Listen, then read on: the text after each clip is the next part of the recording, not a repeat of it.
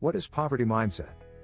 The first thing to clarify regarding the poverty mindset definition is that it's not about how much money a person has in their bank accounts. It's entirely due to thoughts and perceptions, which, in turn, shape someone's decisions and beliefs. Do you have a poverty mindset? Here are some characteristics of a poverty mindset. You accept and believe that your circumstances will never change for the better, and therefore, you should make peace with your lot in life. You don't think that learning and growth, or social mobility, is at all within your grasp. You accept failures without looking to improve and grow. You are often afraid of risk-taking, especially if doing so involves finances. The way of this mindset manifests in two ways. Always spending what you have, because you may not have more later. Or, hoarding and not spending what you have, because you may not get more later. Having a poverty mindset can be insidious. After all, you tell yourself you have to be realistic. Right? Some people just get lucky, or got a good head start in life, or went for the right career in a booming industry, or maybe it's just not in the cards for you to live the life you've dreamed of. A poverty mindset traps you in a cycle of fear that doesn't allow you to break free from the cycle of worry and negativity.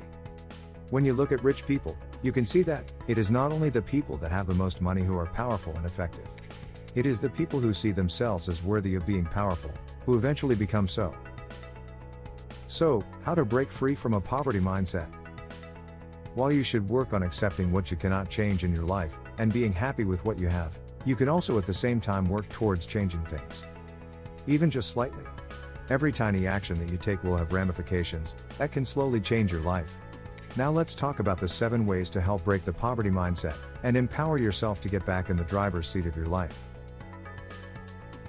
Number 1. Change your thoughts and language around money. Here are some examples of poverty mindset. I can't afford that. I have no money. These thoughts are self-victimizing and toxic. They get into your mind, and changing the way you see yourself. After you have an initial thought, stop the thought, and replace it with another thought. Saying, "That's not in the budget this month," or "That's not my priority right now," will put you back in charge of how you spend your money. Saying, "I have no money yet," which makes you feel more hopeful and optimistic. And it motivates you to look for ways to improve your income and get more money. Number 2. Spend time around people with rich mindset. A straightforward starting point is to spend more time around people who have positive and uplifting views about finances. Doing so allows you to recognize the contrast between rich mentality versus poverty mentality. You can also ask them to listen for negative sentiments about money, and gently remind you to broaden your perception. Number 3. Identify problems and find solutions.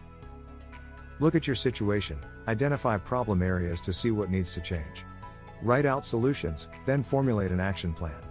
For example, if you have a debt that is haunting you for years, working a side job may be all it takes to get that off your back sooner and for good. Get creative with solutions, write a plan, and stick to it. Number 4. Look for inspirational examples. Personal finance blogs are full of stories of people who were in a similar situation like yours, and found a way to transform their lives. Maybe not every method will work for you, but spending some time reading about people who have gained financial freedom through creative means will spark your imagination and reassure you that no situation is permanent.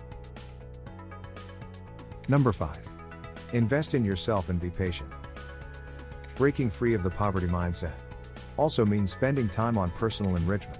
For example, the billionaire, Warren Buffett, read at least 100 investing books before turning 20. So a person must continually consider how their actions could pay off, even if not immediately. They realize many investments take time to reach their full potential, but are often worth the wait. Number 6. Declutter just-in-case items. This one is bound to be controversial. Proponents of frugality encourage keeping lots of items that may be useful in the future, to prevent having to buy something down the road. Remember, a poverty mindset comes from a place of lacking, and it leads to hoarding. Whether you grew up poor, or now as an adult live your life paycheck to paycheck, hoping the bills will be covered, it's hard to let go of things, when you know what it feels like to do without. Sustainable living is a good thing, but some things just aren't worth saving, regardless of how marginally useful they may be. While some things are worth keeping, like expensive baby items, if you or a family member may be having more children, but how much stuff is taking up space in your home, that may never turn out to be actually useful. Once that stuff is gone, you'll feel better and more optimistic, and you're no longer keeping physical reminders of your fear of not having something you need. Number 7. Don't make it personal. It's important to understand that your finances are not a reflection of your character, or your worth as a person. Whether your income is low or you're struggling with balancing the budget, or drowning in debt, we have a tendency to think that they're somehow representative of the person we are. Stop it. Money is neither inherently good or bad, so don't let it make you feel that having it or not having it has anything to do with your value. If you find this video helpful, please like and share. Don't forget to subscribe, and click on the notification bell to get notified. Thank you for watching.